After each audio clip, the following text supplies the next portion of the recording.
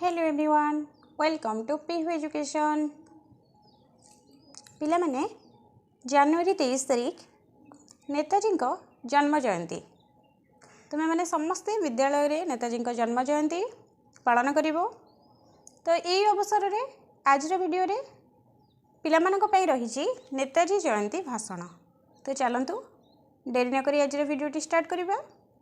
जनवरी 23 नेताजी जयंती भाषण।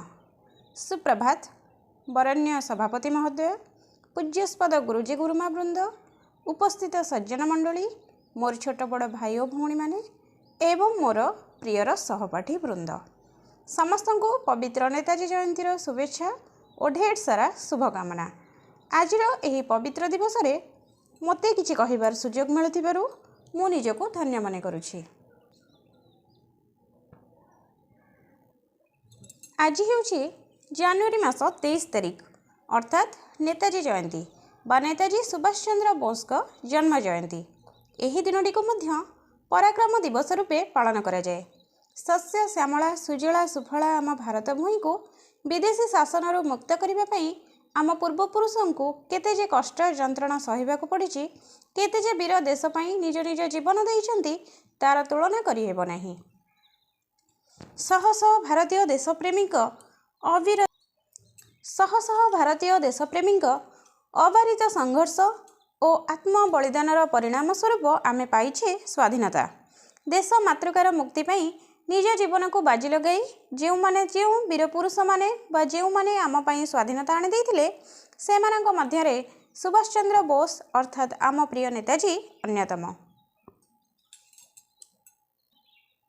एही जोगजन्मा महापुरुषों जन्म होइतिला 1897 मसीहा जनवरी मास 23 तारीख रे ओडिशार कटक ठारे। माता नाम थिला प्रभावती दत्त और पिता नाम थिला जानकीनाथ बोस।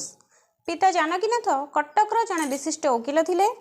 माता प्रभावती देवी थिले जड़े सुगृहिणी। से पश्चिमबंगर बासिंदा हेले मध्य रहुथिले कटकर ओडिया बजार रे। रेभेन्सा कॉलेजिएट स्कूल से मैट्रिक पास कलापर कलिकतार प्रेसिडेंसी कॉलेज रे नाम लिखाई थिले। एहा परे से तांको पितांक निर्देश रे इंडियन सिविल सर्विस परीक्षा बा आईसीएस रे उत्तीर्ण हेबा पई लंडन यात्रा कले। इंग्लैंड रो प्रत्यावर्तन करी से गांधीजी नेतृत्व रे असहयोग आंदोलन रे जोग देइथिले। उच्च चाकरी और पदपदवीर मोह तांको आबद्ध करि पारि नथिला। सुभाष थिले जने जातीयतावादी वीर। असहयोग आंदोलन रे योगदान करी से अनेक थर कारावारण मध्य करथिले। दुर्दश इंग्रेज मानकु ए देशरो विताड़ित करिबा पई रक्ताक्त संग्राम रा आवश्यकता अछि एकथा से मर्मे मन में अनुभव करथिले। विभिन्न स्थान रे सभा समिति रे से इंग्रेज सरकार विरोध रे ओजस्विनी भाषा रे अग्निवर्षी भाषण दे जनसाधारणक मन रे संग्राम रा बन्ही सृष्टि करथिले। सेथि पई तांको जन्म दिवस को पराक्रम दिवस भावे पालन करा जाउअछि। से मध्य जातीय कांग्रेस रो सभापति थिले। परे से जर्मनी सरकार सहायता रे आजाद हिंद फौज नामक एक सैन्य बाहिनी गठन करथिले।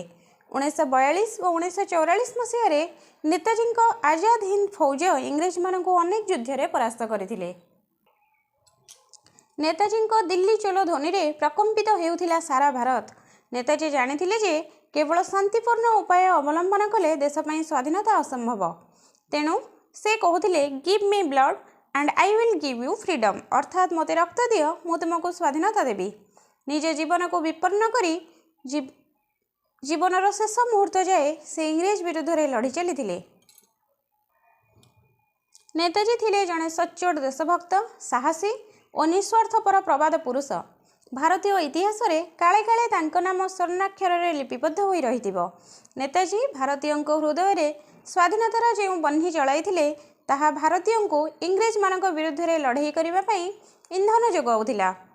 से बन्ही इंग्रेज शासन को छारखार करि दैथांता निश्चिंत, एथिरे संदेह नहीं। मात्र दुखर समय थिला 1945 मसीहा, जहा भारत माँ पई थिला एक अपूरणीय क्षति। 1945 रे जड़े अंतरंग बंधुक सह टोकियो यात्रा कला बेले उड़ाजाहाजटी दुर्घटनाग्रस्त होइतिला। ଭାରତୀୟଙ୍କ ନିକଟରେ ତାଙ୍କ अंतिम जीवन रहस्यवृत होई एबे मध्य रहिछि। तांकरी महान देशप्रेम और असीम साहस जुगे जुगे ए देशर युववर्गों प्रेरणार उत्स हेउ। एही आशा और उद्दीपना सह मोर वक्तव्य को एटी शेष करुछि।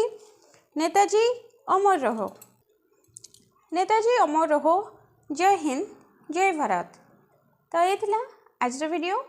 आशा करुँची भिडियोटी तुम मानक निश्चय भल लगी। जदि भिडियोटी तुम मानक भल लगी थाए तेबे तुम सांग मानक सह शेयर करिवो, वीडियो को लाइक करिवो, आम चैनल को सब्सक्राइब करिवो। Thank you.